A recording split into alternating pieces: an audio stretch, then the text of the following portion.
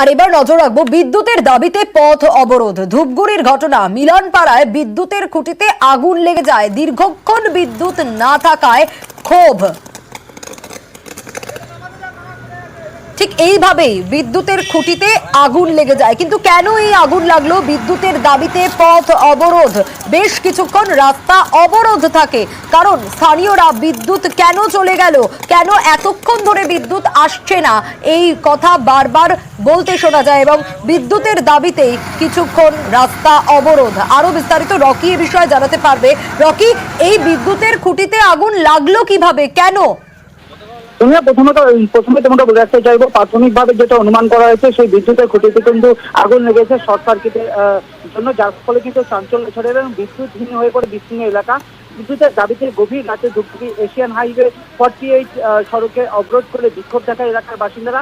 ঘটনাটি ধূপগুড়ি শহরের মধ্যে 4 নম্বর ওয়ার্ডে, সেখানে আচমকাই একটি খুঁটির মধ্যে বিদ্যুতের তারে আগুন লেগে যায় এবং ঘটনায় রীতিমতো চাঞ্চল্য ছড়িয়ে পড়ে এবং খবর দেওয়া হয় ইলেকট্রিক ডিপার্টমেন্টের আধিকারিকদের, কিন্তু তারা না আসায় স্থানীয় বাসিন্দারা কিন্তু খুবই ফুঁসে ওঠে এবং রাস্তা অবরোধ করে বিক্ষোভ দেখাতে থাকেন। এরপর ঘটনাস্থলে ছুটে আসে ধূপগুড়ি দমকল বাহিনী এবং তারা এসে কিন্তু সেই আগুন নেভানোর চেষ্টা করে। নেভানোর পরেও কিন্তু দীর্ঘক্ষণ সেই এলাকায় গরমের মধ্যে লাইন না থাকায় সমস্যায় পড়ে এলাকার মানুষ। খবর পেয়ে ধূপগুড়ি থানা পুলিশ সেখানে পৌঁছায় এবং অবরোধকারীদের সমস্যার সমাধান কি হয়, কতক্ষণ পর হয় যদি সমাধান হয়?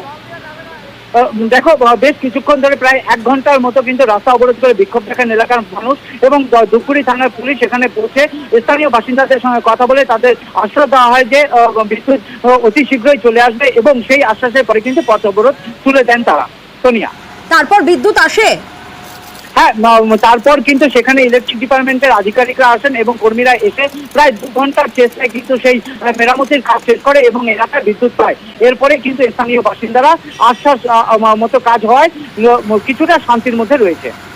বেশ রকি, অর্থাৎ সমস্যার সমাধান তারপর হয়। বেশ।